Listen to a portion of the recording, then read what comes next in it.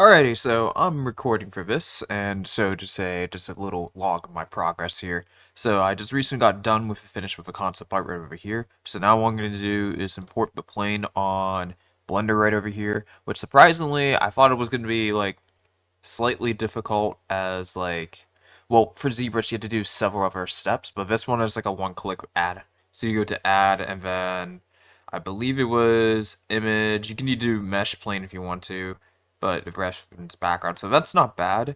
But I use a different software application for reference, which is Pure Ref. So, but I prefer using the mesh plane so I can measure when I'm sculpting, so just make it easy on me, which I'll set up that shortly. It's just I want to set it up properly when I crop all this down, because since I already made my turnaround over here, I just need the same grid snippets over here, so once I import the plane, it will be the same exact size, and then it would be just like fit all together. Now I'm just gonna go File, New. We're just gonna temporarily create a space for this so I can recalculate size. I'm not worried about the pixel. It needs to be like square anyways, though. So for now, we'll just hit it over here and see what we can paste down here. As I think we're gonna use a regular image for this because I already exported this. So we'll just do this, Control C.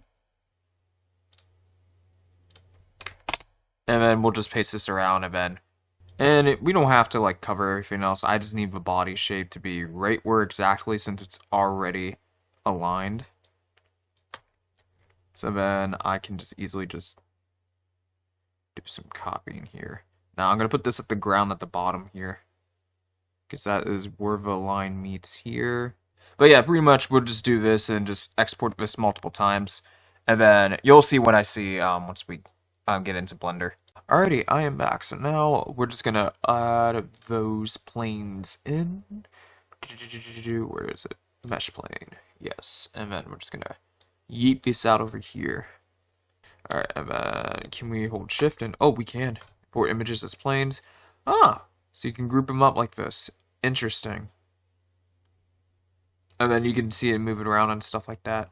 I wonder if we can put them in as groups. Or do I have to create a scene selection? Select higher, new collection. Okay, so that's considered group. So we're gonna call this references, and we'll just put all this into here. So now when we get to the collection part, and this can be easily hidden anytime. Perfect. And then now I think I'm pretty much ready for sculpting. Gotta remember in Blender's middle click always, and not like left, right, and middle. I should probably make this bigger though. Or do I have to scale all at once? That's scale, but I don't want the regular scale. And I'm not worried about its positioning at the moment, because I can always just move it around at any given time. So I was gonna put this like a side panel over here just to see what this looks like, because I can move this anytime, I think. But for now, I do want all this to be at some things at the center though. Alrighty, so I got the ones that I need temporary for now, so I'll just center all of these. Reset location, and then reset location of these. And then what I can do now is tell this to rotate this. Oh, maybe I should get the other side to rotate, because yeah, we should get the other one to rotate. So now when we look at it, it'll be like this. And then we can pretend the backside is the backside over here. Just for now, we would need something like this. Have that as a reflection here. And we can just put this at like the early center here. So when we do see it, it'll be easier on my end. Because I wonder when we start sculpting. Well, okay, so we just need to turn on that, and then we can see it from here. I gotta hide the camera though. Now let's see. Let's get started with it. First, we're gonna add a shape here. Where's the shape? Ah, yes. Okay, there we go. UV sphere, or yeah, UV sphere. I would need that. And this would be, I think I would make an outside collection over here though, because I don't want it to exist anywhere else. And then we're gonna create a new collection. Here we're gonna hide all this, and we're gonna call this project character. Alrighty. And we'll just throw this in here. You can do scale, of course, because we're gonna need to scale this. Now I wonder if my yes, okay, depends. So I can do this. Okay, much better. Look at this. I can use my pen. And, oh, okay. I think that just turned this into a flat oval. So I need to shift, and we'll just move over here. Ah, is it moving the whole thing, or yeah, it's moving the whole thing. I don't want to move the whole thing. Can we not do that? Exclude layer. So if I exclude layer, then it'll be hidden. Interesting, but I just only want. Oh, there we go. Now it listens. Oh, where's just a lock button for this? Okay, because for now, make my options this here. And then I think I had item. Yeah, my gizmos with here. I gotta unsnap this. And then I can move this up over here. Perfect. Now, I may probably need to move the plane just a little bit there too, just to get this to line up. I think I. Wait. Ah! So it did. Alright, that's fine. We're just gonna have to do this, shift, and then we gotta tell this to move this at the center of that I ideally want. Yes, we're gonna sculpt right on top of this eventually. Probably would, because the head is over here, so I think it's the way of the position is over here. So we're just gonna hide this, hide that for now. Let's see. So right now this is over here. Oh, I see. Look at that. Okay, I think my dude's a little bit up here. At least I can do this when I move side to side here. So I just need to put your head right over here, and I think we should be fine. Here, looking over here, double checking. All right, bingo. We got it. We got it aligned. So it's a good time to hit save. Save as, actually. Yeah. Sorry. Because you all need like certain save points on this. It's a good thing I kept the circle in the Clip Studio Paint, so I know where to put the head. Right over here. Now, we won't mold anything for now, so I could start naming stuff, but yeah, we should do that in advance because naming stuff can be like a little bit weird when you're doing 3D, so you just might name stuff in advance. Because I used to get away with a lot in 2D to not always name stuff. This one you gotta name stuff. And then later on, just to figure out the suffix of these items. We could do a cylinder, but I think a circle would be fine. Because the way the shape that we need for this, and we're gonna do this all in low poly first. Because I don't want to get to like super detailed yet, because everything should be like low poly, so it prevents any like future weird things.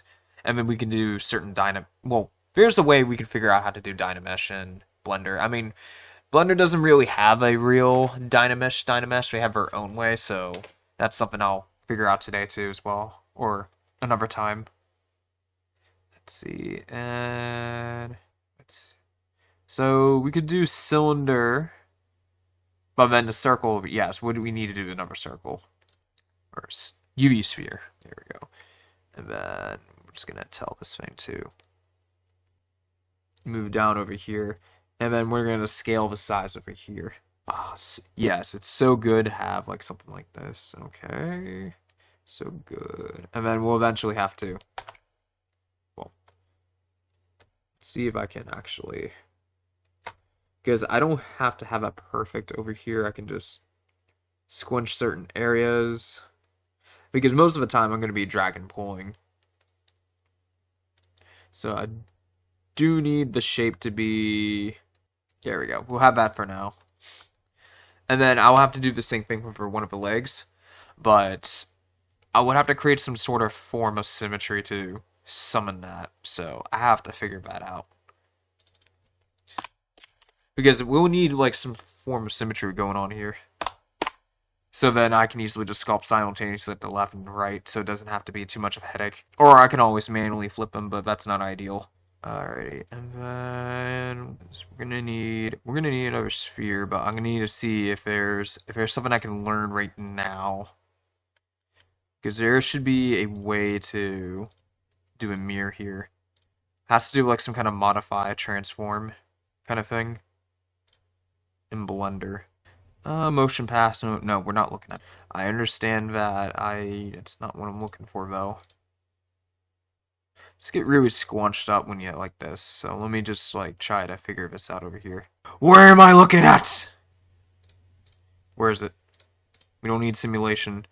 I might have to just find it on the internet somewhere. Could be in a scene. Yeah, know what? I'm gonna Google this. Object mesh transform or modify transform. Add a modifier wrench icon. So it's a wrench icon. Okay. Alrighty, I am back. I found it. It was this wrench right over here. It was not that top wrench over here. So then that's where we add the modifier in. We generate? What do you mean? Oh, okay. Alright, and then there's the mirror. So we will want to do that with the new object that we're going to add over here. So we're going to do add, and then now we can try the modifier over here.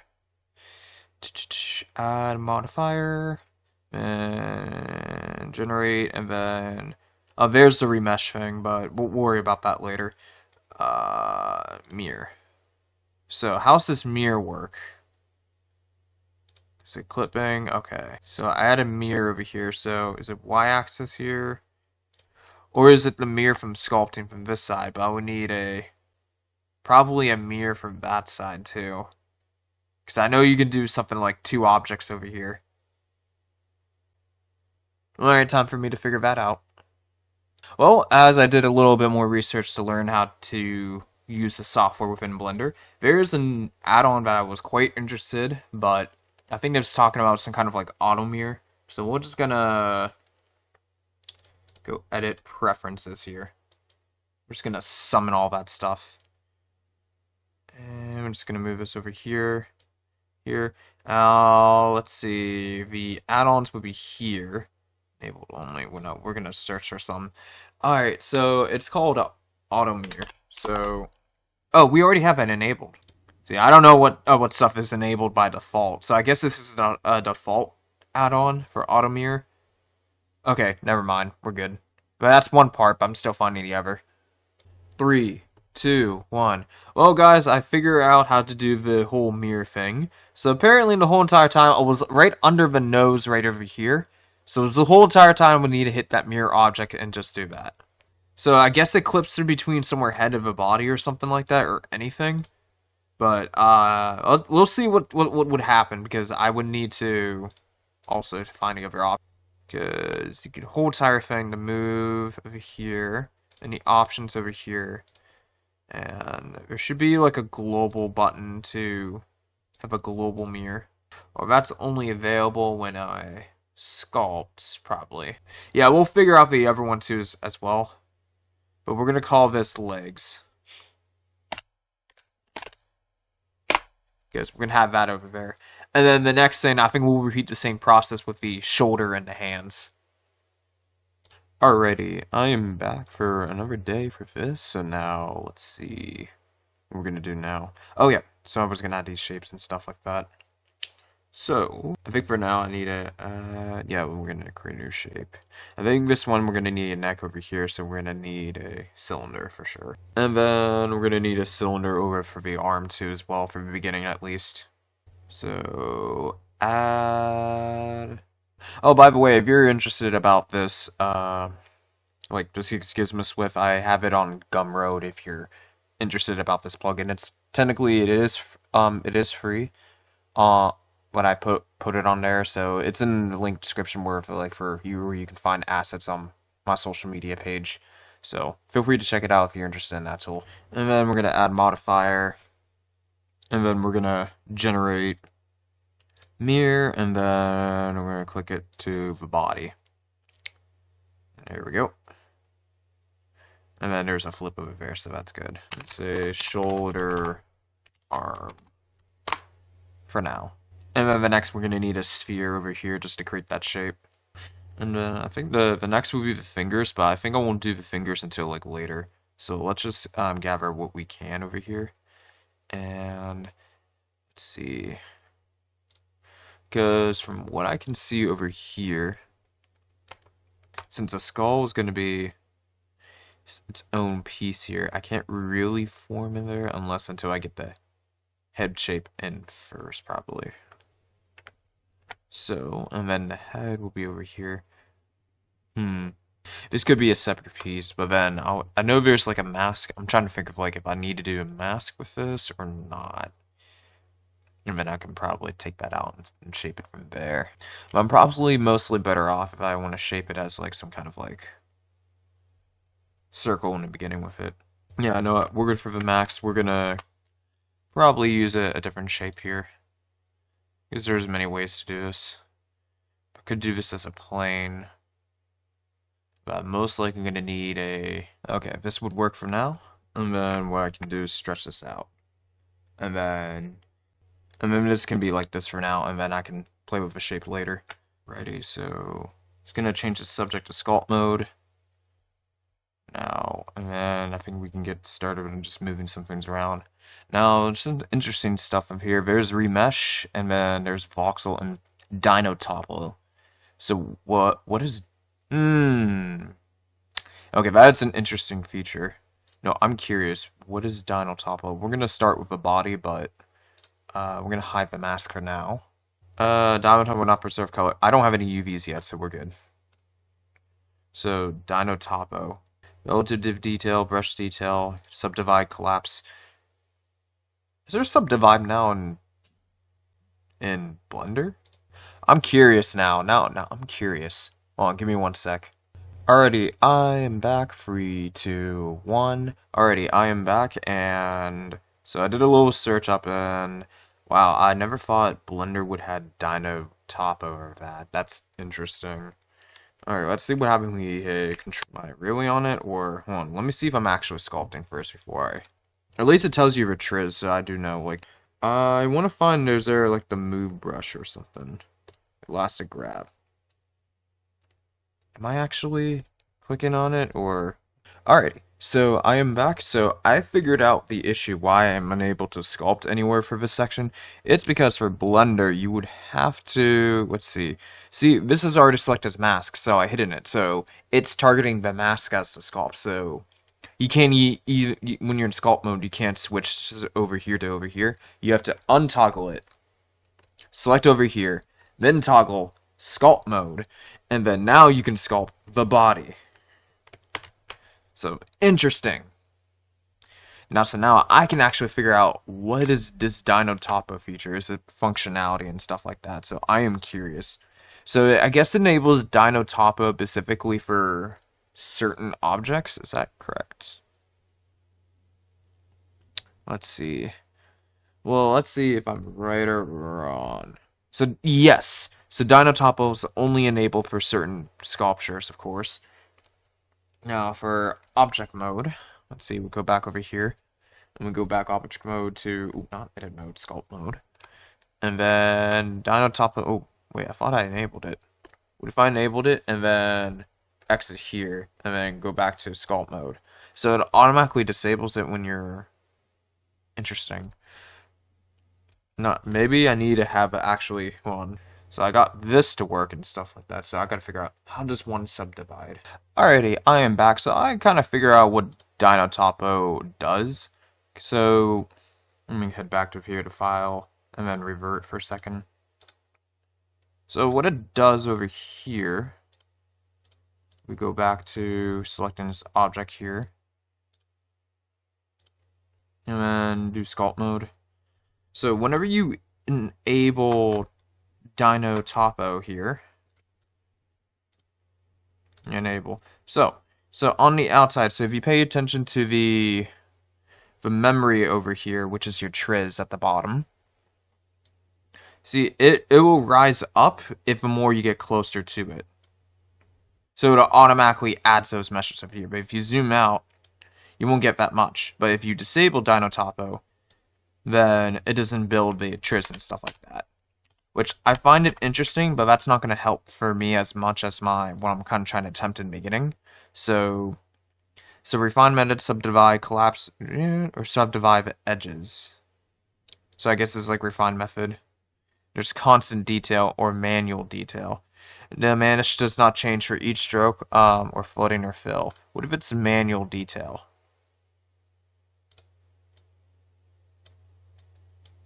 Okay, so it doesn't change this over here.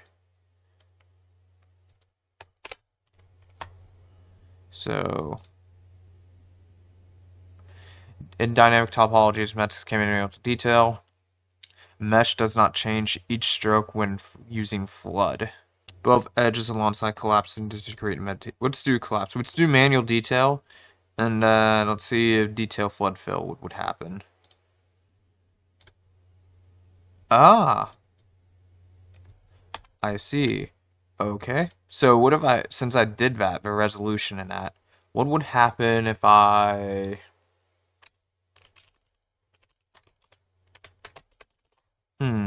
Is there any ways to... I know there's remeshing. That's interesting. Alright, this is very interesting. I think I'll play with that later. I got some ideas, but I do know for sure the difference between for Blender and ZBrush is that ZBrush you can preserve a low poly together and mesh up as once. As for this one, you gotta be a little bit tricky with this one. So I would say you would have to have a low poly base to start off with that one, but then after you get your primary shapes and forms done, then that's when you can slowly do a destructive detail of duplicating. I mean, of like a destructive version of auto increasing the resolution for that to do secondary details. But it's recommended that you save the file as, so you have something to go back in case you want to go back to the low poly version of it. Or maybe clone the file if you, or clone the meshes if you want to, so you have something to go backwards on, because they really have a destructive workflow when it comes to dynameshing. But it's still workable, because I can see some areas in that. It's just that when you're starting off, you should always start off with low poly for sure. Alright, anywho, since now I figured that out, I'm going to disable that. So we don't need dynameshing for now. I think because dynameshing is something like for like if you're trying to increase the detail of a model. But I think once it gets very close, we would have to do a remesh or something. But if we're doing a dynamesh or something or a resolution or that, we can control the maximum edge or resolution.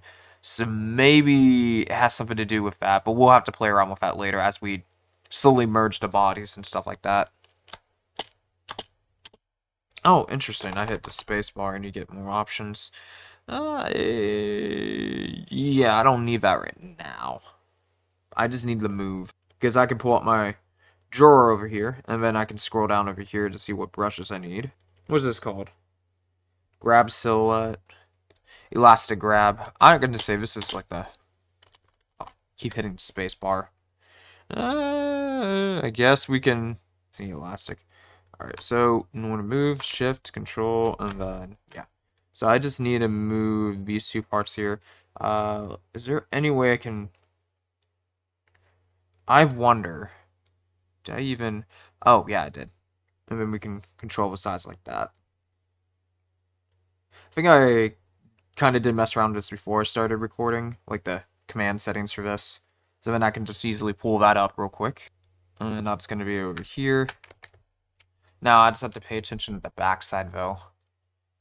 The shape is going to be very similar. So do that in the beginning. Now let's see what we're going to push here. So we need this to be out a bit more. So we're going to push this out a bit more here. And then we're going to, according to the thing, it has to have like a sleek going on. So I'm going to need to hide all the others right here. So let me just hide all those. I'm going to need to hide the hands for now, and then the head gets to keep the legs, and the neck will keep that, and the shoulder arm, yeah, we'll hide that for now, so I can see this much more clearly. And then we got some early shapes here.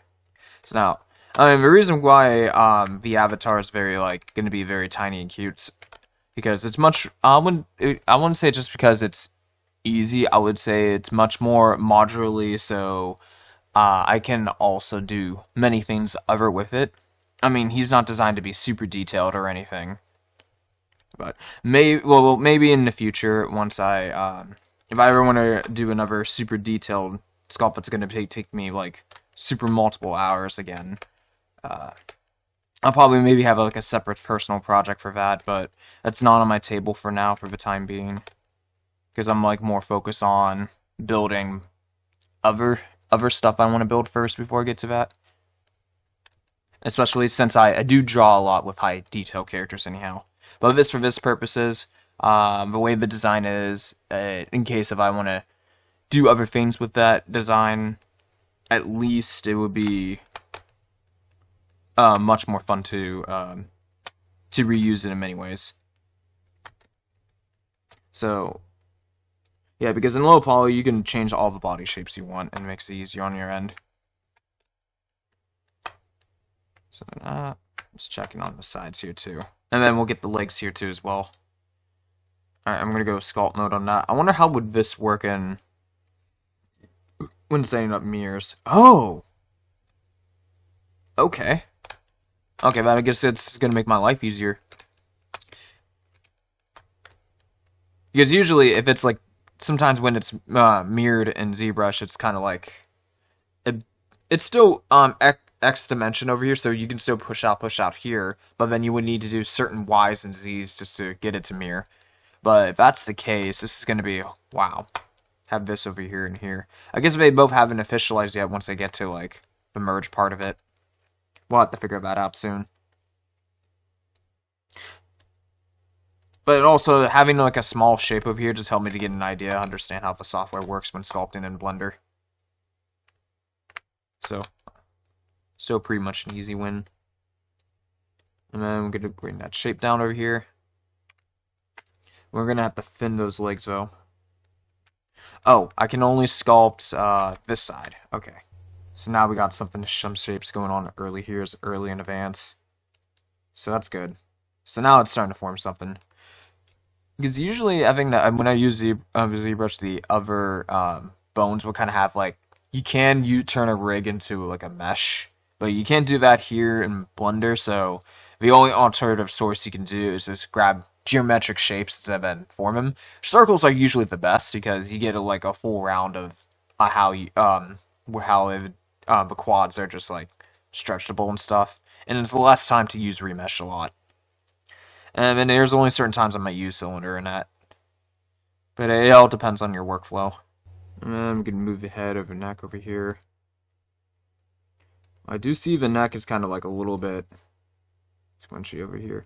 I mean, there's so much you can do with this one, because it's not really a full-on, like, this circle over here. So what probably would I have to do is that, when we're going to do a remesh here, and see how far it gets, and then we're going to hit preserve, and let's see what happens, and we'll remesh that.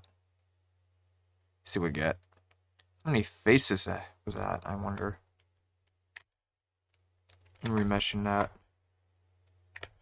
That seems like a lot, actually, for just remeshing that. That's like a lot. You get 34 faces over here. I mean, I wonder, is there any way we can remesh that, like, with less polys? Because I don't like that. Because that means I have more, because the more polys you add in the beginning for primary shapes, the more things you have to fight for, and you're just gonna waste your own time for fighting things that's just gonna make it difficult for you. So, 0.001. I mean, I could use Dino Topo for certain things, but I mean, remesh is kind of like the same thing, sort of, I think. Okay, so maybe I should increase the voxel to 1, because when I did 0.001, it triggered something, so hey, you gotta break it to learn. Alrighty. Oh god, that's like 30 million faces. Oh my god. But the performance is still... Okay, that's interesting. Yeah, that's too much. That's like, whoa. And I created 4 gigabytes for that shit. Alright. Note, self-note. We're just gonna do 1 for now. And just hit remesh. Alright, and then did it. You know what? It would be nice to see. I mean, I can't really tell with the way the colors on these shapes here. But I do wonder, because in the basic shapes over here, you can see it better over here. But I'd love to keep the gray over here and then just remove that as a skin. So maybe there's something in the visibility here, probably, or in the object. Something with the textures over here. I need to like tell it to hide, because I do like the gray better than the white display here, so I can see much more of my polys. Now we'll just go over here. Strength or light. I don't think those are it. I think it has something to do with the. And then Dino Topo, we can enable that. Now this one, I want this to be 1. So hit manual flood detail. Okay. And then the Triz is at 48, so we're gonna need some form of something here. So 1.25. Let's try that. And then flood detail. Alright, and then let's do 1. Oh god. Okay, so maybe we do need something like 0.01 or something.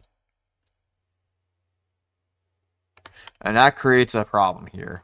So I don't think remesh would be the great solution here.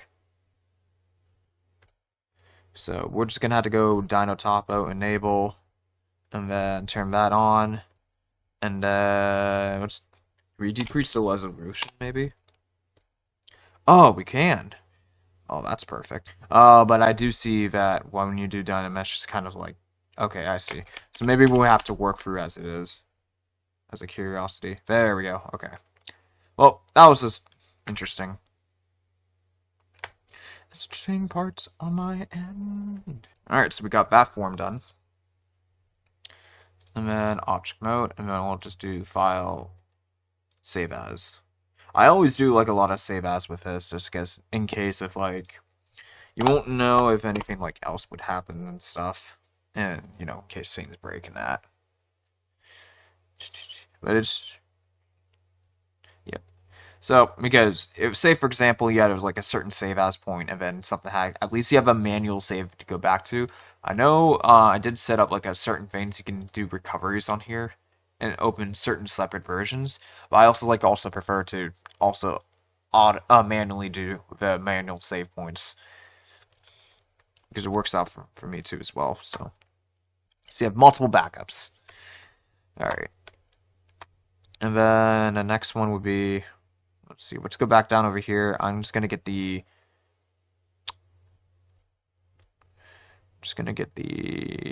legs back. Oh no, we already have that. We'll do the no, actually let's do the mask. Get the early shapes on that too. Then control click. And then all we have to do is hit sculpt mode and then turn on, oh, symmetry is online. Okay, good. I hope I got that one. Perfect. And then this, I would have to hide the head for this one. So I can see the mask. And then we'll keep the mask as that for now. We don't need to make any holes yet. So we're going to go back to sculpt mode, object mode, and then file, save as. I think I figure out where to put the hand drawings I made. Will be on top over here. So if we zoom out, exit out of sculpting for now, as go back to layout here. I don't see it here. I can paste. Oh, there we go. But it says number 2, so where else did it duplicate here? Unless it already did. Oh, it did. We don't need that one. I'll worry about the flames of that later, because I think that's going to be near the end of the process, because the hair is going to be a separate UV for sure, and it's going to be a separate mesh completely, not from the body, because it needs to be like a plane, and then there has to be an alpha going on there when it has the flame loop. So we'll figure out that out later. Who knows? We'll probably set it up in Blender. Alrighty, and then file, save as.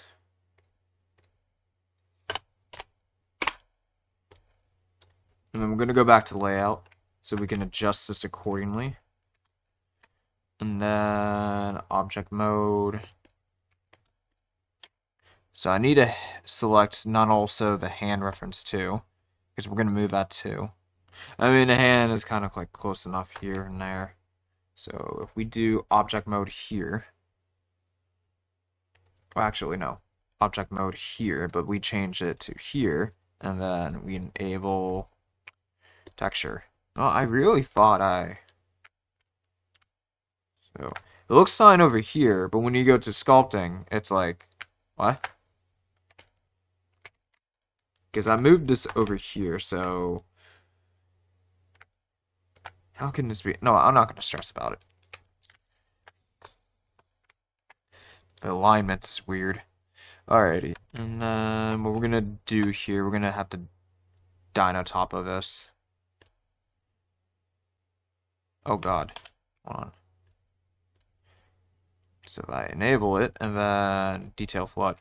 It only affects one, so if I dino topo. So, randomly, I figured out where the fuck was subdivision the whole entire time. And I wasn't aware, and now I am. So this makes my life way easier in the future whenever I am ready to do some high-res things. So there is a subdivision over here. So it's like right over here for set for levels 2 and level 0. You can change how much you want. You can even go to sculpt 0, 1, and 2. But be wary that this disappears with the mirror thing. So I would say only do the subdivide thing once you merge like every single thing going on. Well, that's great, but this has this. So now you can subdivide and make things smoother. So that's great, and that's awesome too as well.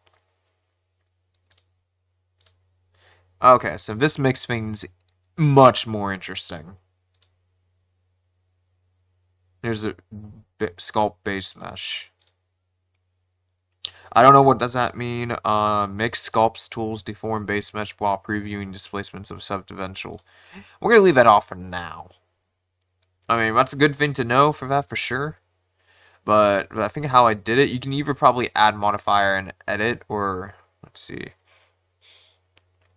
multi-resolution. There you go, and then you can add it from there. But in order to add the multi-resolution, you can hit subdivide, unsubdivide, or yeah, subdivide, or then unsubdivide, no error. Okay, not higher than that. Okay, what if I subdivide then unsubdivide? No to rebuild. Okay, delete higher. Yay! We actually have some sort of way we can get away with certain things too. I was afraid that it wasn't. So I guess there is some capable way we can do this. But I accidentally figured this out when I hit a key command or something. Maybe it was Control 0 or something. Yes, Control 0 is to activate the subdivide too as well. Because I was trying to like, when I was trying to figure this out, I was like, alright, my thing was zoomed in over here. I was going to do Shift-C just to do it, but I was wondering, why isn't it working? Then I just hit Control 0 out of instinctively because Clip Studio. And then that's where you get your subdivide. Because I think it's something with Shift-D or Control-D with ZBrush, but yeah, so subdivisions do exist. So this is cool. This is cool. Alright. Doesn't want to know that. And then I'll be right, and then after, once I get the fingers done for the early mesh, then we can do certain things as we get to the next phase of this process. So maybe I could show you how to use subdivide with the, once I merge everything else, of course, with Dynamesh or something. Dynamesh, remesh, whatever. During midway through, I decided to postpone a little bit on the fingers because I think I want to keep that separately. So when I modularly create the fingers, it won't be as difficult when it comes to the cleanup part stage. So I think when I have the low poly as the fingers as it is, when I play around with it, I think it's good enough as it is.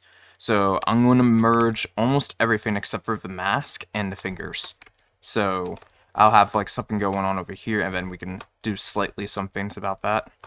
And then I think we'll just pause on the fingers and focus on the mask a little bit. So that's what I'm going to do. Alrighty, so in order to merge all of these body parts together, we're going to hide the, well, we're going to put that back in front here. We're going to put away the mask and the finger for now. and we're going to take this information. So right now it's currently selected, so we need to find a way to merge all of this. So let me do a little bit searching here. So I figured out a way to merge. So Control J is to merge stuff. But the problem is that since my mirror is enabled, it's creating this weird moment where only half of the body is merged. So that's not good on our end. So what we'll have to do is that we need to get all the mirror parts all ready to go. So we need to figure out how to apply these mirror data together first, then we can start the merging process.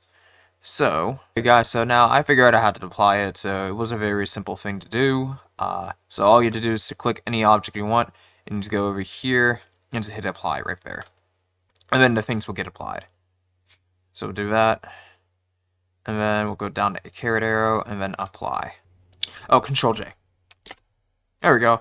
Now the object is merged as one. So now if I move anywhere else, it should stay in its place. Perfect. So now what we can do now is that here, let me just duplicate this. Control V. And then we'll just say call this early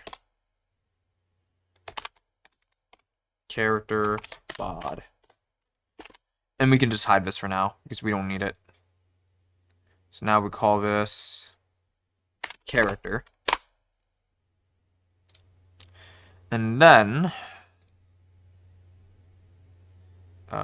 we can go back to sculpting mode on this one, because now since all it's united as one, what we can do now is hit Dynamesh, and then just make sure symmetry is on, and then detail fill, and then it should behave to merge as one, in my opinion. So let's give it a test to see if it actually merged.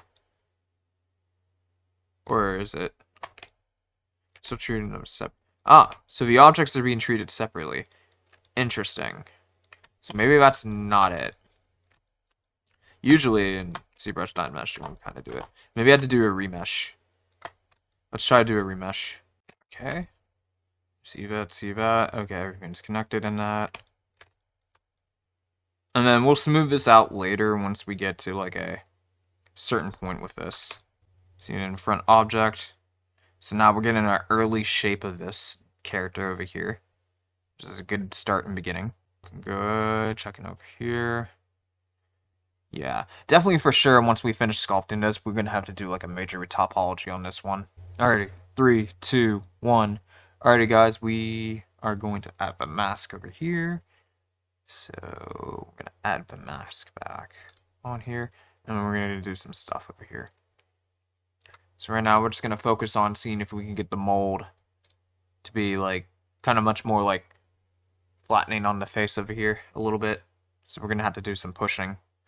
Now, I think there's other ways we could possibly do this. Because eventually once we make this shape over here, we're definitely going to have to do some cleaning when we treat this object as when they are together. But we're not going to have like a merge, super merge going on. Because I think it would have to be like a completely faces delete in the front here. But we can't do that yet until we form the shape first. So probably a modifier would make this work. Instead of trying to force it on to a way. Add modifier, deform, and then curve. Apparently, I would need to create a curve first in Blender to curve the object. So we're going to do that right now. Alrighty, and then when we go back to here, and we go to the modifier here, and add modifier, and then generate curve.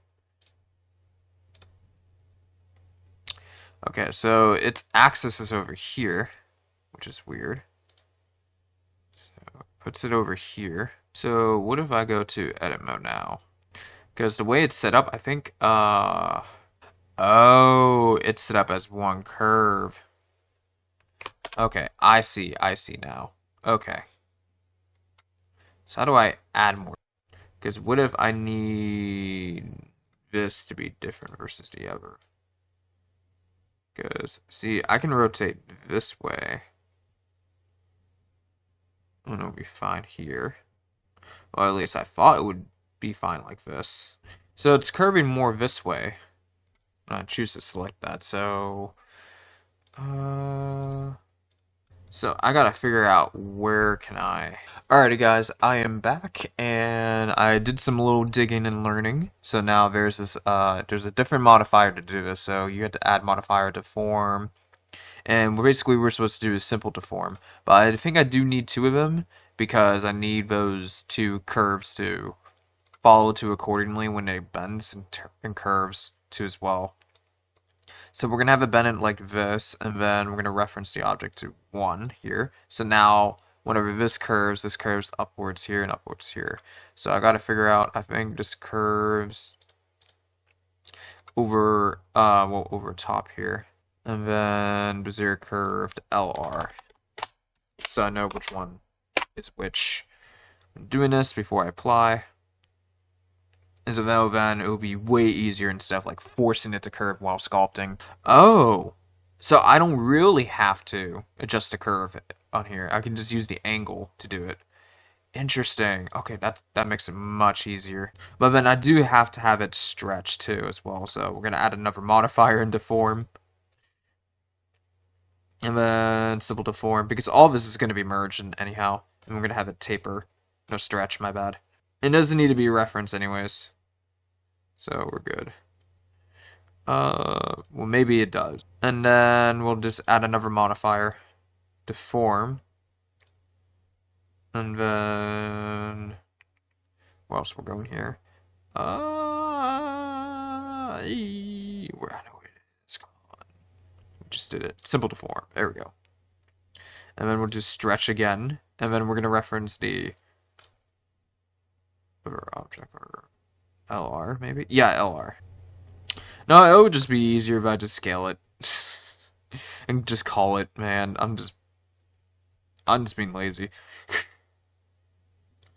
Alrighty. And then we'll just scale it as we go, then. Yeah, that'll be the best solution, then.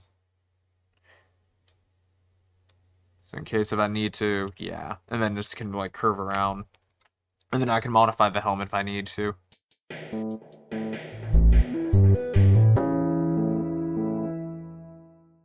After just moving around and playing around with the shapes as form, tried to update a little bit over here.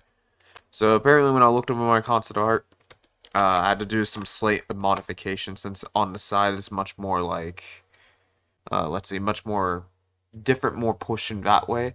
I had to make a choice which one I kind of prefer. So the Max kind of updated the appearance a little bit, but I'm sure it's for the better, because I do like how it's cheeks that. But nevertheless, that we're gonna need a boolean for the eyes of skull there, so it can just be see-through for over here. So it'll be easier to model later down the road. So we're just gonna add a modifier over here, and then there should be. So we have, as long as we have the boolean mode on here, and then we can get an object that references that real quick. So we're just gonna hit add. For now, we're gonna get a cylinder just to test the boolean, and then once it works out fine, then I'm just gonna modify it to make the eyes better, and then we're gonna infuse it and remesh it. Oh, side note, I did some changes in my union command, since now I'm getting a little bit used to the sculpting thing over here. So now, if I want to summon certain things, I can just tap my buttons over here. I know there's commands already on the keyboard, but this one I feel like I need it if it's like a little map out over here. So now I can easily switch without dragging my hand over the way to the left, which is telling you to switch objects mode and stuff like that. So that's good. And then I have this little thing widget over here that, this will only work if I'm in object mode, but this will help me just gather through instead of like, for example, if I need to go over here or go over here, then it'll just automatically rotate instead of me tapping like right over here. So it's helped me just go a bit more faster. So let's see. I just got to remember the keywords here. Because I think you can't even, like, name them or something. Let's see. I'll get it. Yeah. But there's some key commands for myself. And especially made a little custom one for me where... Oh, that's save as. But over here for undo history so I don't have to spam Control Z too much. And I can just follow this timeline I have over here. So that's cool. And I think if I tap again, or just hit escape. There we go. So. Yeah, so I just programmed what makes it comfortable for me. Alright, and then I think on my reference somewhere, or did I really? Well, maybe. I'll have to take a look at my reference. I don't think I need it right now. Maybe I need to go back. Yeah, you know, I will just hide this for now. No, I thought this would make it easier, but now I'm getting a little confused. Like, did press G, so I think G would, yeah, it should be G. Unless it switches in the cycle. Ah, maybe it cycles. I don't know. But anywho, it's going. So for now, we're just going to test this over here to see if it gets the cylinder over here from the Boolean. And then, let's see. Get the mask, and we're going to target the cylinder that I just made. So I'm just wondering, can I poach a hole in this? So that would be great. Intersect. Okay, so it's kind of working. Union. There's union, but I don't think I want union. Different. So what does the difference do? Ah, so it is poaching a hole. Perfect. Okay. So what we can do with this is that we can basically modify the cylinder, since now that's working. So for now, I'm just gonna go back over here, take this out. Here, we're gonna put this in front first. So I'm gonna see where back the edge of that is. Because I think we're just going to go through editing. Oh, and then... Didn't move. Yeah, there we go. At least the history one is just helping me out for... Alright, and then because we're going to select edit mode. Yes, edit mode. Because I do need an extra edge on here just to shrink that down. So I can get a little bit of a nice hole here. So we're gonna figure that out. It's under mod. Oh god. We'll just stick to the layout. I think we're fine with that. Alrighty. So but then we'll have to see this. Yeah, that'll be helpful. So see what we can do here. Because you can rip loop cut. I can try to loop cut, see what happens. But I want to see if I can control it to where I want the loop cup to that. Because I do want the loop cup to be over here. But it's putting it in as a center by default. So that's not what I want. Can we move the loop cut somewhere else? Or do I have to bevel? No, let's bevel. That makes it easier for me. Yeah, let's bevel. And then I can get something like this. And then we'll go back to object mode here. Now, I'm a little bit concerned of a blackness over here, so I don't know why it did that.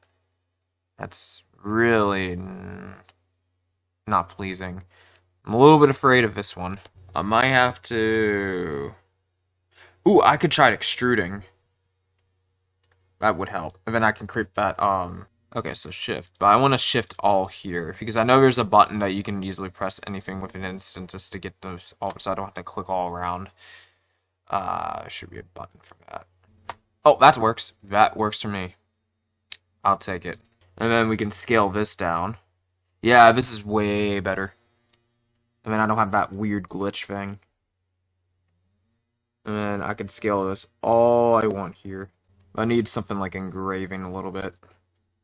So we'll put this down over here. And then I think that will be fine for the hole. And then we can actually go back to object mode and move on with that weird glitch. Because we just made our own bevel. And then what we're going to do is that we're going to... There we go. And then we're going to use a mirror for this. And then we're going to play around which eye of the section should be at.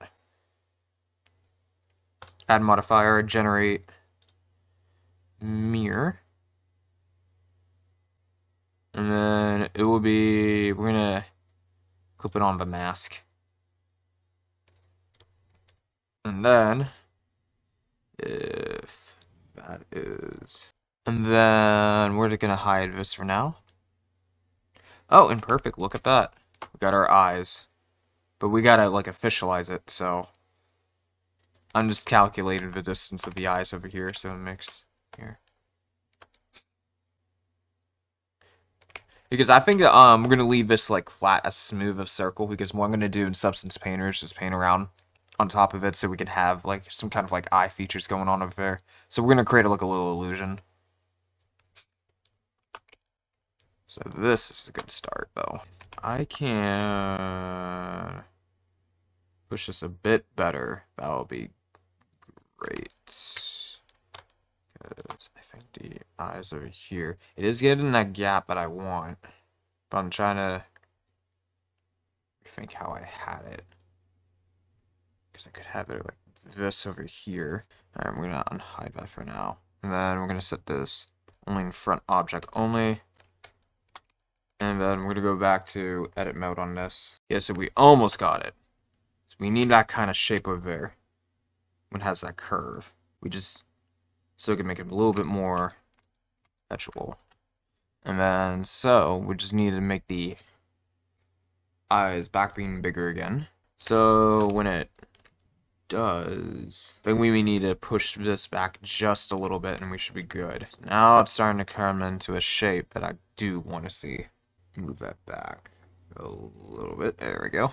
I mean, the crease becomes more obvious when it's right here. No, I think I should leave it as it is and just, yeah, go for that. And then we'll save this as number 17. And then press for the cylinder. I wonder if we can hit apply. And then will it work? I mean, we'll hide the cylinder for now, since we already applied over here. And we'll just say boolean for now. And then what we're going to do is that we're going to go back to sculpting. And we're going to have this be remeshed on here. But as for the eye shape over here, I could try to push this back just a little bit on the head. But we'll see when this head gets remeshed first. Because I think the mask is going to be like a totally separate piece. In terms of like fidelity resolution. Because I don't want this to be merged. But in reality, since it's going to be a high poly and it's going to get retopoed anyhow, I'm not going to stress myself probably with trying to have a topology accuracy in this because I know it's going to create some holes into it. So, we'll see. So, if we do Control 0, oh, is this sculpt mode? Okay, yeah. Add modifier, generate, and then if we try to do multi-resolution, let's see what happens. We do one resolution. Am I selecting you? Or, I just want to make sure if I am. Oh yeah, I am. Okay. So, oh, subdivide. There we go. Yeah, we would have to in order to. Okay. That's what I thought. Okay. And then this is already X-shaped over here, so we gotta get this like remeshing as like. It's okay, go to a little bit higher resolution on this at this point. So, 0.1 remesh. Yeah, because sometimes when you're doing boolean, it does something crazy like this. That's the only issue. Okay, what if I do Dino Topo? How would that work? Okay, I'll put this at the free and then detail it. Ooh! Dino Topo kind of took care of it. Except for at the edge over here. But we'll have to see when we subdivide it after we're done Dino Topo. So we take that off and then subdivide. So that is 31 faces over here. So all we have to do now, I guess, is to like smooth it and clean it up. Thing is, I'm trying to recall here, because if we just focus on you right now, just you. I know it did like a little bit over here. But I know in ZBrush there's many ways when you do remeshing, you can select certain things in preferences and to adaptability. Fix poles. You know what? I'm gonna do a little experiment. So we're just gonna hit saved as for now. And then we're gonna go 18, we're gonna go back to 17. and we're gonna do something on that. Because I know Dynamesh is not always the way. Because sometimes you may want to have something smooth like this. But let's see. And then we can file open. And then we go back to 17. Go back to sculpting over here. But you see why I have the backup in case of like change my mind. And then over here, sculpt mode. And then remesh 0.1. I know there's a fixed poles. What will happen if I do that? Oh, shit! That's even better. Oh my god. Man, I should have done that with the other ones when I was doing all the remeshing. Probably we needed to do this for that one too, because the way that looks over here, oh my god. Let's see. Is there any quads or on? I gotta see the wireframes on this one. I don't know. This is too much. Alrighty. Let's figure this out. Okay, we still need textures for that. It should be a way. There should be a way to show the... Oh, there's outline, so at least you can see the outline. I should have done with the fixed part law back. I think that's good for like hard surface remeshing. Alrighty. We'll just take away the outline for now, but that's nice. That's nice. Specular lighting, call lighting. No, we don't need lighting. I want to see my wireframes. Okay, that's one way. I guess it varies with certain techniques with this. Yeah, because you see how the wire... Oh, wow, the wireframe is filled out over here. That's fine. But at least the edges over there. I do really want to see, though, a better way to see, like, did it actually clear that up? So, cavity, world. Okay, I don't know what world did. Oh, just make everything sharper looking. Screen. Both. You can have both. I don't see anything, man. I mean, I could just maybe assume maybe it did fix it. I don't want to assume, though. Now it's 8. Now it's scratching me. It's like, what's going on here? I know there's a button to where I can see my wireframe in map cap. There's flat. There's studio. Map cap, which is I'm gonna need. I don't really... It should be a way. There should be a way. Now I'm curious. Hold on. Alrighty. 3, 2, 1. Alrighty, guys. So I figure it out. So it's much more of the overlays over here. So it's right over here, and then you can enable the wireframes over here. But from what I can see based on here, yeah, this was much more of a quad. This one, however, it's much more on a decimated body. So yeah, I would definitely need to remesh that one at the body over there because that, yeah, I don't know why it did that in the first place, but it looks like that to me. I just want to see, did it do anything over here? Well, the only way to find out is that when we start doing the sculpting over here, to see what would happen over here. And then we can adjust wireframes here and let the opacity be like here. Because I will definitely need to see the mask over here. And we just add a modifier, generate, multi-resolution, subdivide. See how that goes. Alrighty, so that would cause the thing to go a little bit crazy over here though. Because you see over here, it doesn't look like it didn't do that much justice. What's if adaptability means? If I do remesh. Oh, yeah. Let's go back into history. What if I do 0.05? And then fix poles. And then remesh again. Oh, are we at there or? Oh, okay, so there's definitely a bit more versus the other here. Okay, so based on the other one, what we did, the other method we did was worked out better. And by the looks of it so far. Yeah. Okay, so the other one, what we did, it was better. So we're going to go back to the other one. I'm going to go back over here. Now, we got to also fix the body now because I don't want this to be decimated.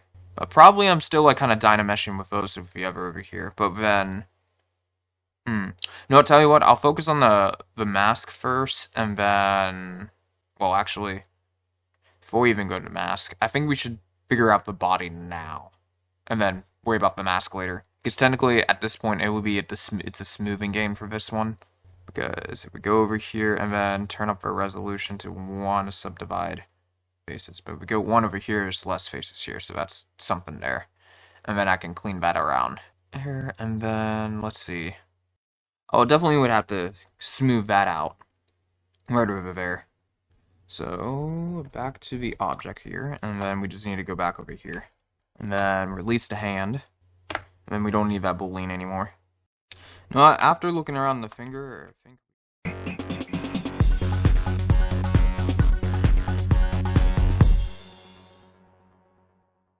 Alright, just a few side note updates. So I did a little experiment. I decided I'm going to keep the fingers like a little bit separate instead, so it doesn't like attach or anything. But that's going to be fine, because I think once I start doing the...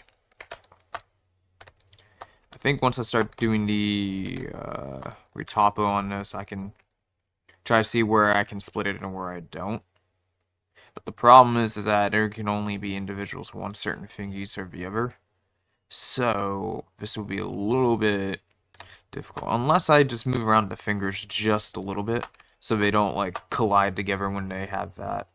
So I gotta figure out where can I give these fingers, each of them, some space to do this. So at least they have that gap whenever it gets the retopology in.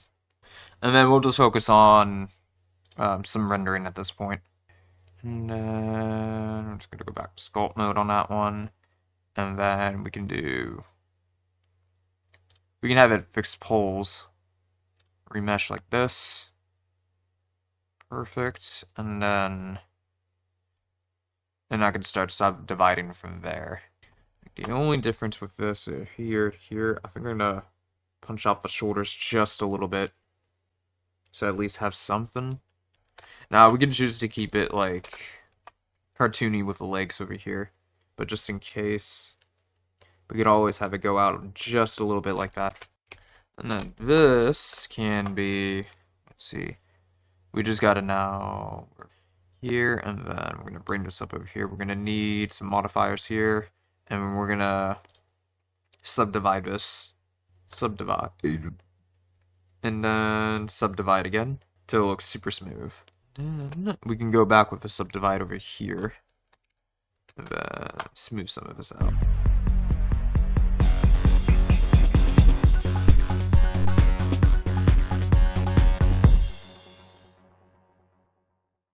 But I'll have to figure it out. How do I would probably have to, like, scrunch it all to get the... Oh, Optimal Display. Is that it? Is that what... Yeah, Optimal Display, maybe. No, not it. Because I'm totally fine showing the high res on here, because I'm going to need it eventually. Alrighty, guys, I'm back. So I did some smoothness around here. Just did a little cleanup around the mask. And so now, the only thing we have left to need to do now is to add the little cloth uniform around it. Now for this one, I do want it just to have it like single-sided poly. It doesn't need to be like a thickness over at its end, so that it can easily just be like one of those flat plain stuff to do this. And then we'll add like a little bit of her. I mean. A little bit of my badge on there, so with a little bit on there, or his, whatever. I don't know yet. This is an avatar, but yeah, it looks good so far. But yeah, we're gonna add some few things on here. So, let's see, and then we're also gonna add the plane here. I might as well actually add the plane on the head now, because since we're gonna have like a spot for the fire. So we're just going to turn on the reference again. So I would need like add a new mesh, and then we're just going to need a plane. And now the plane should have like, well, we're going to split it up to 2 separate things. So first, we're going to have this rotated 90 degrees up here.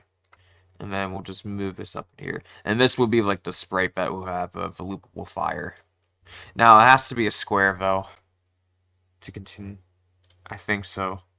Yeah, it'll have to be a square just to keep the illusion. And then we'll have to place it estimatingly right here, but we can still warp it around and circulate it. But in order to do that, we gotta add some like a little bit edge loops here from here to make like a tic-tac-toe kind of like. Alrighty, and then to call this fire for now. Hide the early model reference here. Now the question is, where do I put? I think I'll kind of rotate this like degree angle a lot later, and then we could place it somewhere around sideways around here. And then I do need a loop cup like right here and here, but I'd hope that we could do the loop cup up here. It's not giving me a targeted choice. But I do wonder if I do symmetry here, because I can't say I'm gonna delete loop here, then it's gonna try to detect that way. Alright, so that's one loop cut, I hope. Did wish that it did kind of put the symmetry on here, because then I would have to guess, which I don't want to do that. I mean, there has to be a way to... I don't want to remesh it, because it will just start taking over here. So maybe add modifier. Well, we could try to remesh it actually, maybe. What does a multi-resolute? I know, it's like Sculpt and stuff like that, but I'm just curious. Can we subdivide that? No, okay. Or is there like a subdivision on surface? Okay, that could work. And then I do need to see the... it just makes a circle. I don't want that.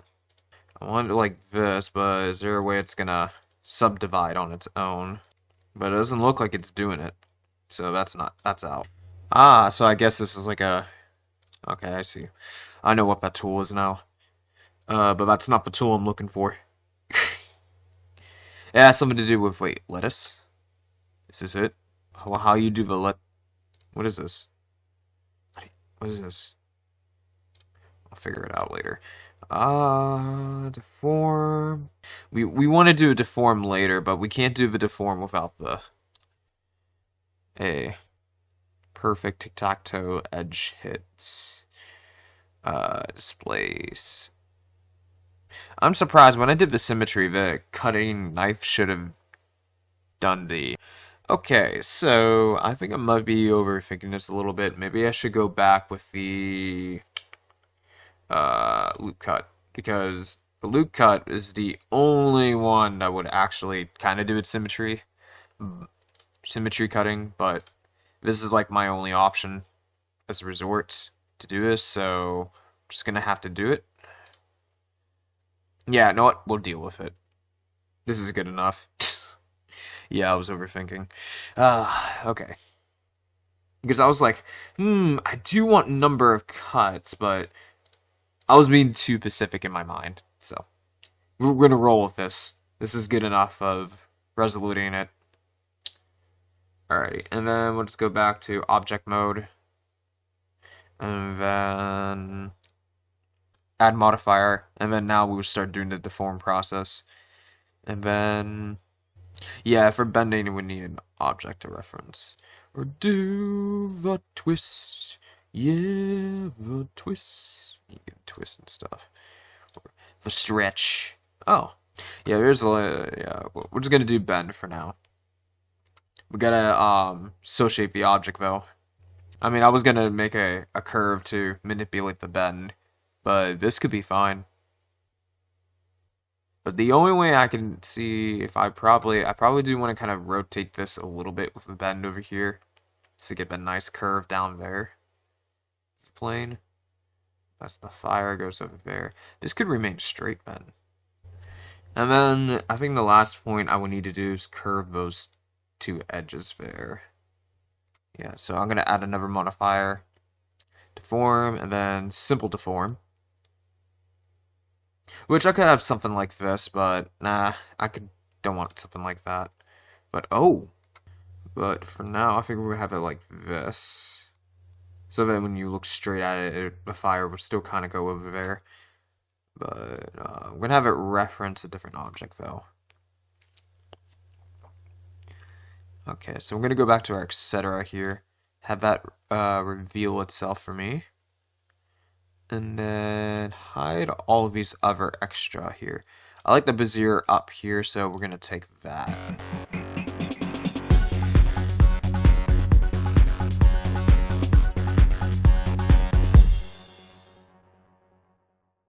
Alright, so the next thing we're going to do now is add a color kind of shirt around him. So I'm going to do a lot of processing thinking here. So now it's true I could have well, there's many ways we can do this. We could always do it like a plane and build it our way around it and build it that way. And then by default, if we keep it low poly, then I don't have to worry about retopologizing it later on, which that would be very helpful, because all it is going to be probably a pure texture on it and some fake cloth and that. I think that could work out better. I could do that, or I could always use a torus. You see, it already has the loops that are there. If I choose to cut this thing around, which is already connected, I could try to expand it as it is. I'm trying to figure out which one's the easier path to start it out as, because we could do a plane and then do the mirror thing and then get to that circle there. But either way, once it gets down to a certain shape, I would have to use some form of like gravity fall on the character to get the shape I automatically want when he's wearing it. So it kind of look like that.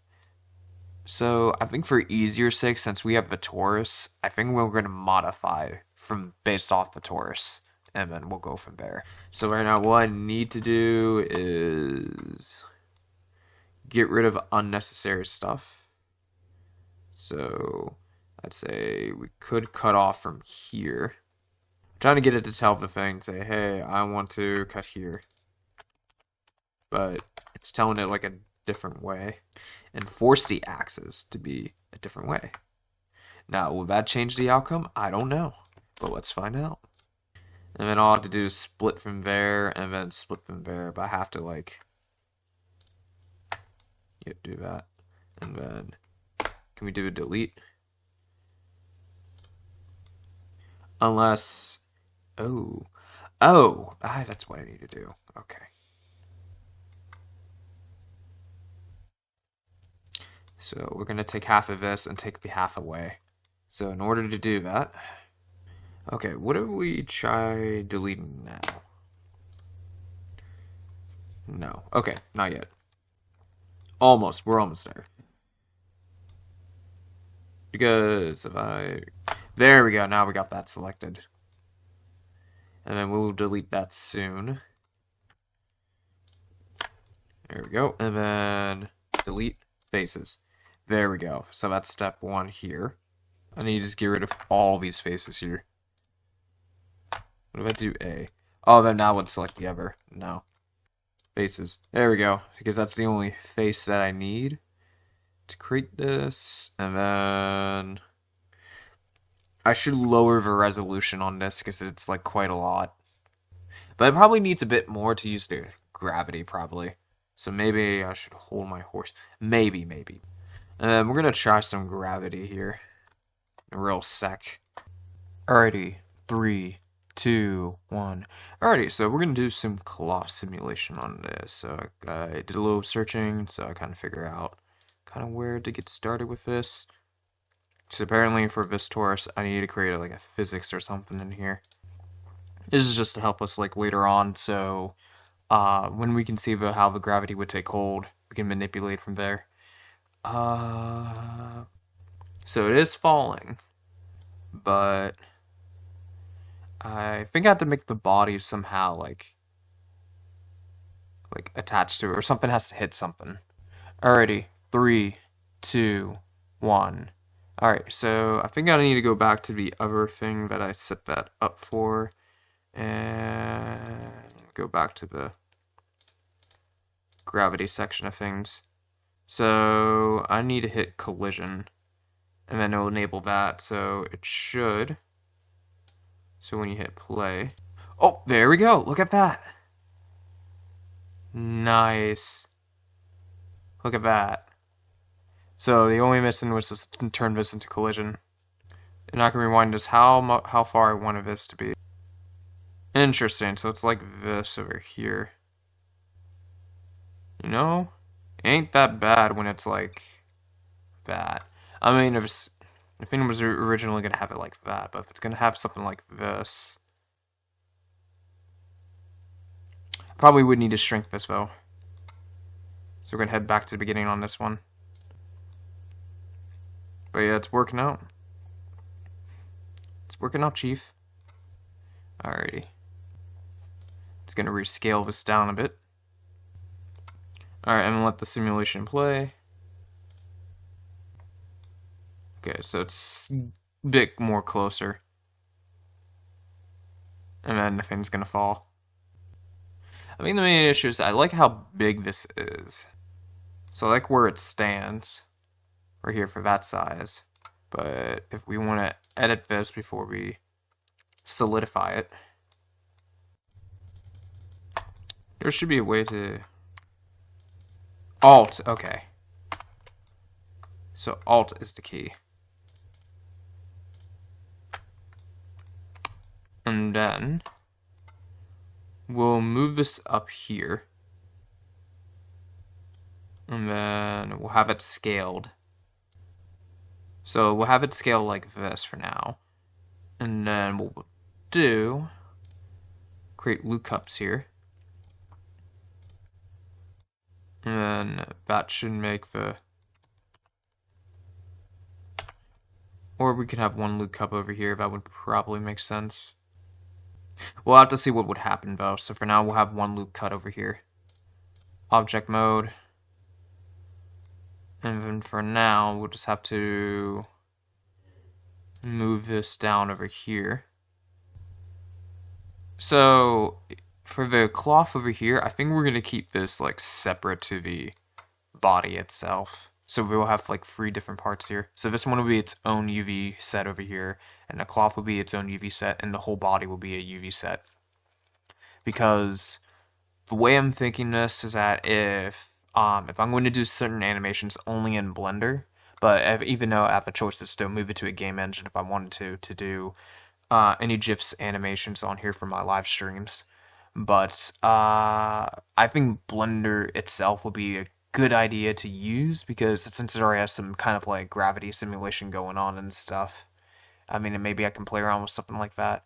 And then you do, well, it's a lot of options. I have still have time to think about this though, where to execute this. But if it's all in Blender, I can try it, because if the whole end goal game point to use this model for emojis, quick emoji animations, stills, and let's see, Blender would be best, because his purpose is to, you know, make my stream look cool. So that's that. And then if we want to see if, well, what if we change the cloth? There's a certain preference by default for cotton, leather. What if it's leather? I can get it to a balancing point here. That would be awesome. So 91 would probably be my best bet with this. And then if I were to have subdivision on here. Okay, for now, I'm going to leave this over here as file save as, because I'm going to experiment just a little bit further. Because I see a lot of wrinkle potential to that all that work's done for me.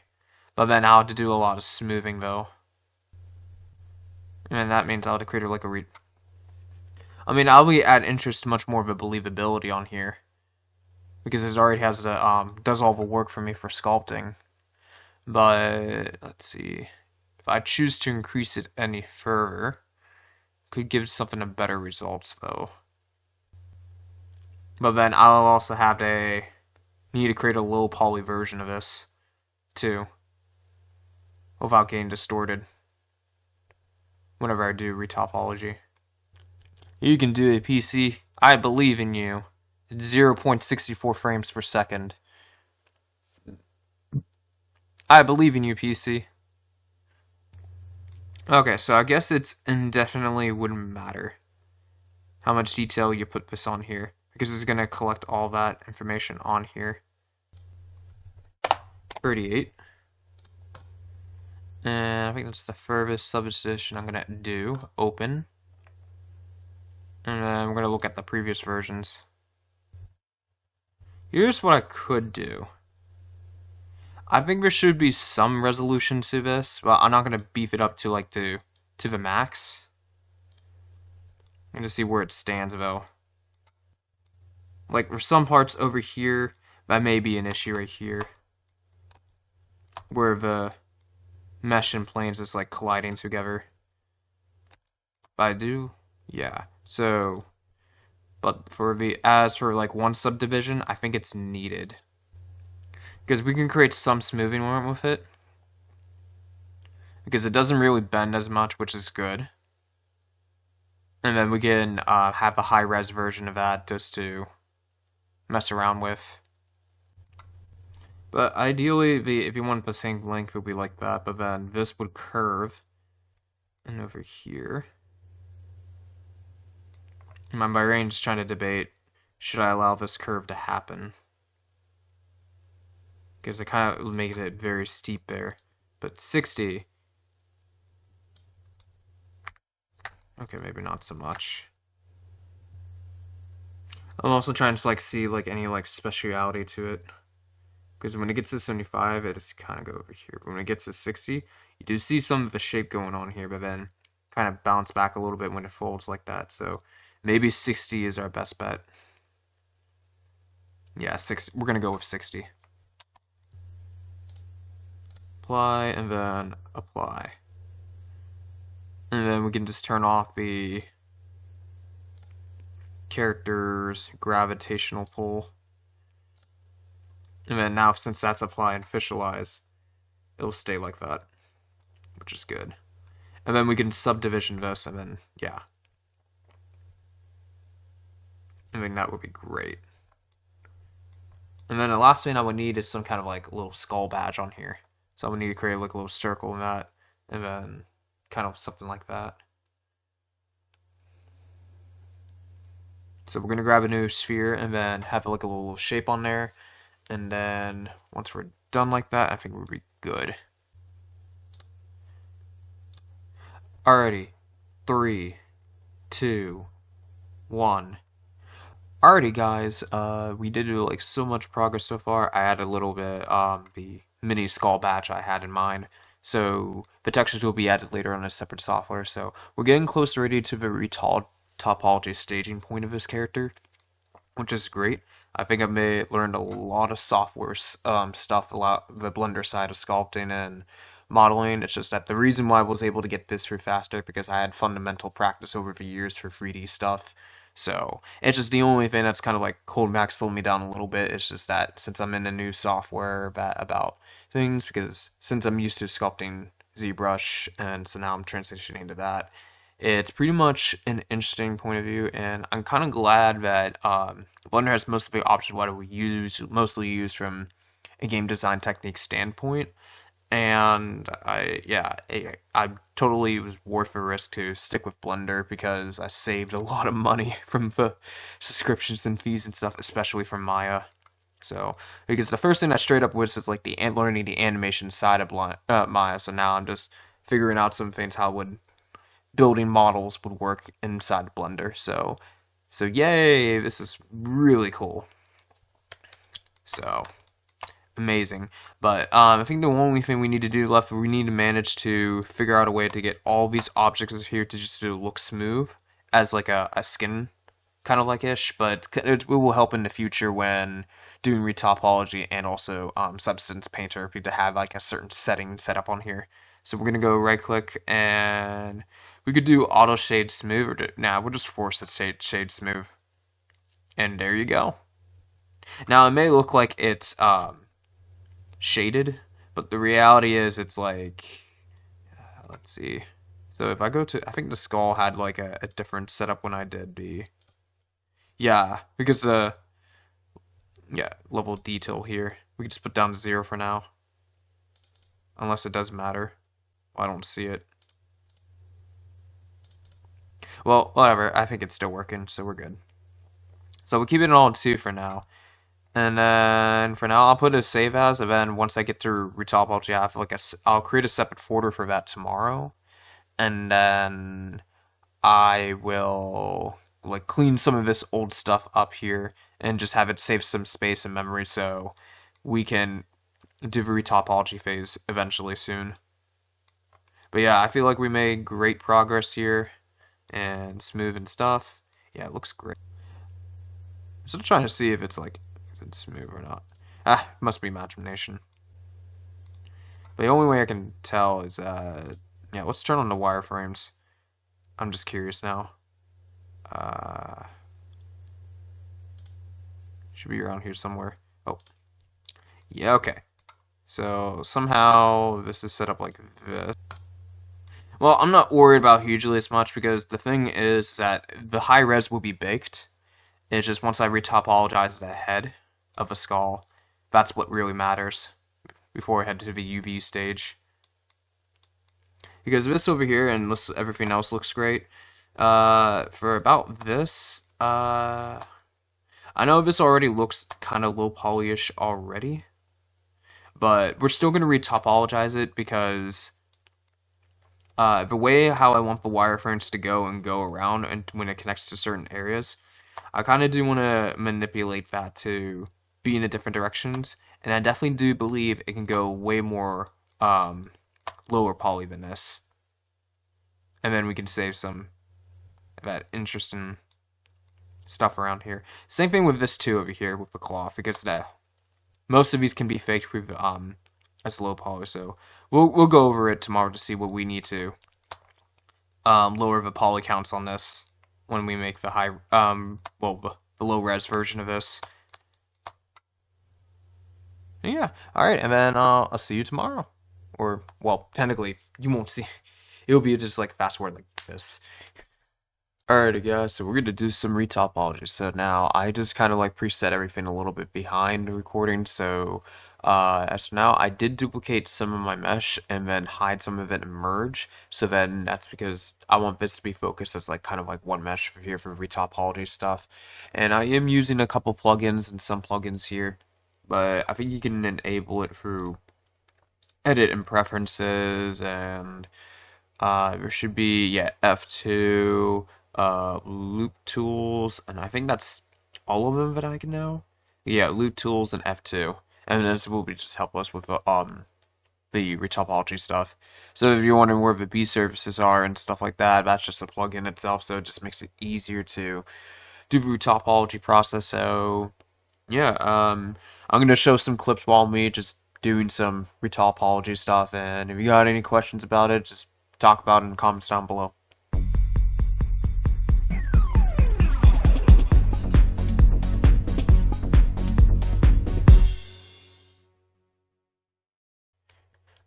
Oh, that's why it's not working. Because it's being mirrored over here, because it's not real on the other side. Okay. Sorry, I'm too used to Maya when you can't have an actual legit mirror, but then you have to confirm it, but then you lose the mirror in Blender. Okay. That's a little bit software translation issue, but I figured it out. So we gotta rewind. We gotta rewind! Escape. Oh, fuck. Control Z. Alright. What about G? Or just F? Oh. Look at E. I did something. So. Do I select those and hit F? I did it! Alright, we're good. I wonder why this is red and all. Is this... Yeah, I don't know why that's red. It doesn't matter, I can still see where I'm going. And then for now, we have to do all alts here. And then, well, not the whole thing. Oh, oops. Just this. And then we're just gonna move this up all the way up here. And then we'll subdivide this later. Because right now I want to add something on here. I guess I can only do that through annotations. Yeah, that's why. And it's connected to here, so I can't have that. So I gotta deselect certain things here. Let's see. Can we deselect? Can't do. So I deselect these. There we go. And then now I can draw my curves here. Because these don't need to be connected on anything.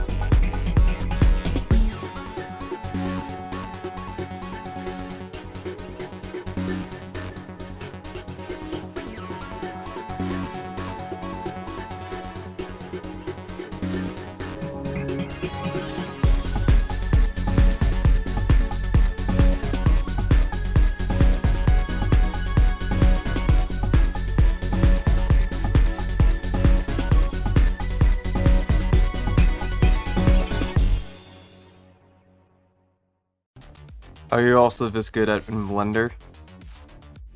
Well, technically, software-wise, I do know some things now, but I did practice a lot of animation in Blender, so I'm pretty much a bit more familiar with animation in Blender.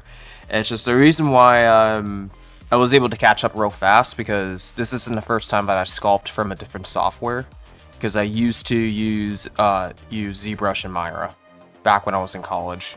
So the only thing that was like the barrier between me and Blender was just basically the software interaction, which basically I just have to relearn where all the buttons are, because they're at different places. And once I figure out where all the buttons are by doing a little Google searching and keywords of what pipelines that I remember what to use, then pretty much my fundamentals will kick in and then just take care of the rest.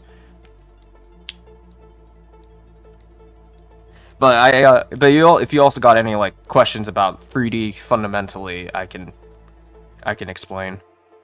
This may have been just started, but I won't be able to say about start because of work. But I'm still alive. All right, no worries, Mark. I understand if you're busy or if you're focused on work. No worries. You come first. But how's it going? Oh yeah, speaking of which, I think one of Mark's movies just was almost like there, just came out, or I don't know when it's gonna release, maybe today or something. I don't know, I haven't watched it yet. I have to do some more digging of how much it would cost. It released today? Oh, okay. I think I remember the name. Is it Iron Lung or something? Because I remember he was talking about that like a year or two ago. Yeah, but I hope he's doing alright. I haven't watched him in like a while. I used to remember him for the Five Nights at Freddy's days. Yes, Iron Lung's derived from the game.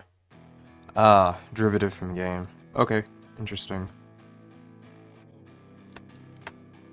Well, it wouldn't make sense because he is a gamer, though. So right now, what I'm currently doing is some retopology. So what it basically is that I'm just breaking down like the ones that I have like some form of like high poly mesh over there, just to lower down to like a manual lower res, but in a way that's like not only animatable but also have like better optimization if I ever want to export the model anywhere else. Because usually you don't want the high poly to be anywhere else because it'll just increase gigabytes or something. Not unless you do the Unreal route and just nanite everything.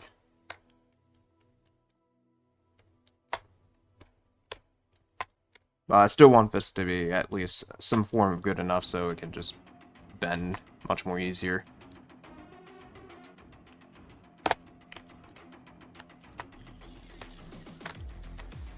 But it's like a process of building everything like in Legos.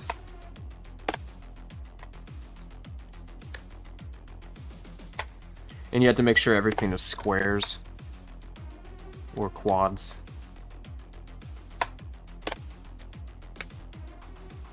Also, I am kind of like recording some of this too for the future because I do plan to make this into a video later on as part of my whips.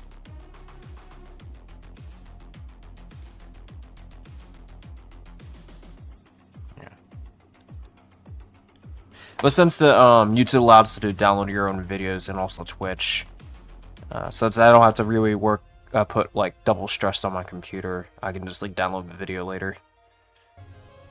Hello Machi, how's it going? I'm just doing a little bit of 3D stuff today. Yeah, and this is I'm doing some retopology. I'm pretty sure he'll be like the guy. This guy would be like the new kind of like loop animation GIF guy. Well, technically it's a little bit more redesigned of my avatar. So mostly today it's just building up the polys and just getting it set for like UVs and animations and stuff. But mostly the retopology takes time. So. Oh wait, yeah, I forgot. This is a mirror. Blender fries my brain.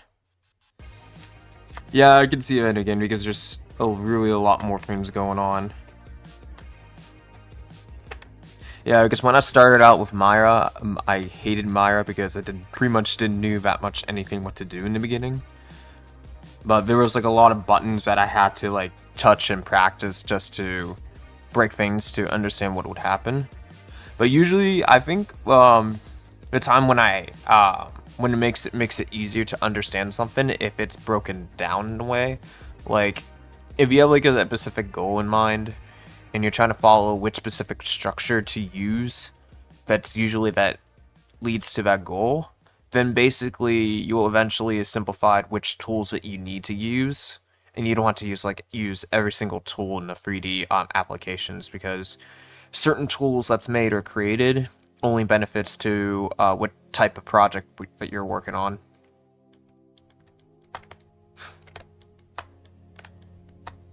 Because if all you care is about just animating stuff, you can just focus on and specializing in animation there. But if you care about modeling and animation, then I think there's two different ways to model between virtually for games and animation. And then there's also for 3D printing, because 3D printing has their own pipeline that's very, very somewhat more different than what you're supposed to do in certain scenarios.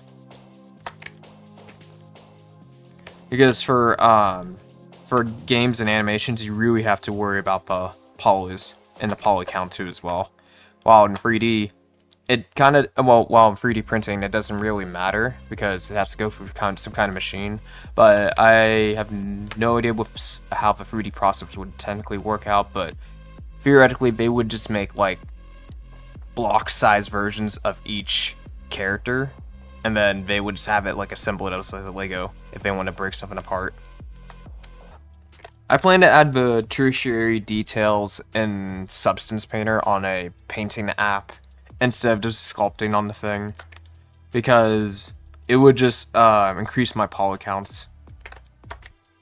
It'll be a bit more challenging though to have it like when it bends and when it comes to animate if it wasn't baked. Yeah, but I see what you mean. And then the eyes will be textured, of course.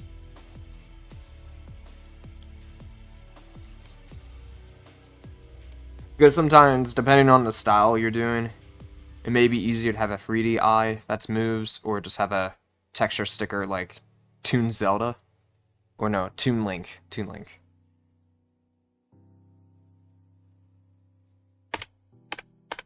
Yeah, because Toon Link, his eyes are very hand-drawn, because it's just a stamp on the face. But he doesn't really have a 3D eye. It's just basically a texture on a face. I hope that would be used on your banner. Oh, most likely, yeah. But I'm doing it for like a, well, as an emoji GIF, but definitely if I wanted to make it easier on myself, I can just like throw it into the banner in the center. But then, because I did originally plan to have it, my banner to kind of be 2D drawn with my other characters in. But I could use a 3D as a reference just to, if I want to, either just blend it in the banner itself, or just trace it as reference. Yeah, but there's many ways I could do this. I haven't really thought about far deep yet about what to do with the banner if I want to incorporate that much 3D into it. But I might. But definitely for sure using it for other things, especially with the Be Right Back panels and the Twitch panels too, and yeah, other things too as well. You know what? I might just yeah, I'll figure out a way to put him in a banner somewhere. But theoretically, he's still going to be in the banner. I just haven't decided if I want him 2D or 3D yet.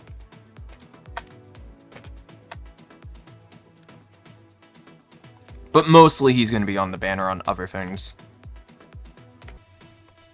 But there's a good chance that my profile pic may be updated though, because if I get him into a position with a certain profile pic, then I may just like update that, and plus with a business card too as well. Because if I manage to get it to where the texture to the point that it looks stylized enough to look like... I mean, I'm sure pretty much Blender has, like, built-in NPR. But we'll see, we'll see.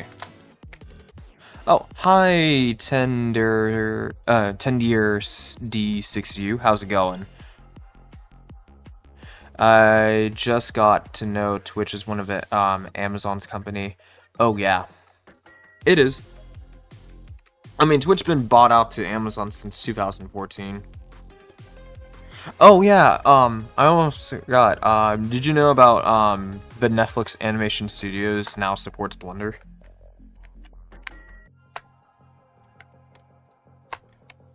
That's an interesting move, though, on their part. So I guess, there's a chance that Netflix may switch over to Blender and then instead of Maya. I don't know. Sounds like it to me, because it's pretty much Blender is much more the identity of indies. Yeah, but Netflix used to be an indie itself. Is that why moderations is so bad? Well, I guess, but there's maybe other things internally going on. I mean, I don't know. Twitch is just its own forest of amalgamation. Do you know for which won Oscars made by independent group with Blender? No, I think I haven't heard of that. Is it recent? The last time I watched anything from the Oscars or the Game Awards was, I mean, well, I ended up watching clips of it nowadays from other people's reaction, just like small bits, just to move on, but not watch the whole thing. I used to watch the whole thing when I was a kid, but I don't know, it just got boring. No, okay, I see what I did wrong. Okay, that's why it's not looking supposed to how I want to, because it's not circular. It's a straight up quad. Okay, so I may have to rewind. Because apparently I wasn't supposed to have those tiny little squares after all. Because I would be making more than 8 edges. Before that, I'll just make different versions of it in case I need to go back to which. In my head, you know, this looks way too perfect. Is there something I'm not doing right? Various open source might be software, it might be VLC, Blender, and OBS. Oh yeah, OBS is great. It's very customizable. There we go, that's what's supposed to look like right there. The whole entire time. Staring at me. So then when it circles around, it'll look way much better. And then I can easily extrude. Because I was wondering, why isn't it extruding all the way? Your sentence about your model being too perfect sounds like, oh no, my lobster's too buttery, my steak is so juicy. Oh, yeah. Yeah, because I've heard there's some times when you're just too busy fixing on something, you get too, in Retopo, you get a bit too distracted trying to make everything perfect in the first place. Because your goal is to connect first, and then work on those, imperfects later, once you get to a certain point.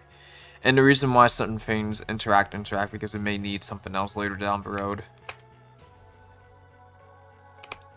Yeah, and also I'm trying to attempt to have the Retopo kind of like merge these meshes into one, because technically they're split. And it would just be easier to bake on that, so that's what I was attempting. Hi dude, you 3D model tool, that's cool. Thank you. Yeah, I do. I haven't gone back in a while, so I decided, well, I am going to need like an avatar to do many things, so this 3D model of the new redesign would basically save me a lot of time when it comes to like just to change my social media appearance just a bit.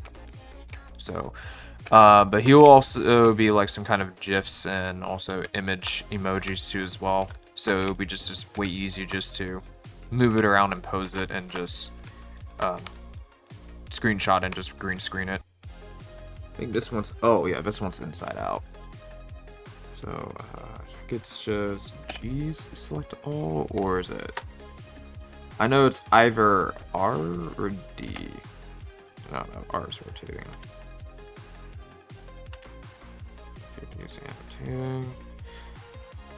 I remember I did this yesterday, but I'm trying to remember what key that I pressed to select all that geometry there.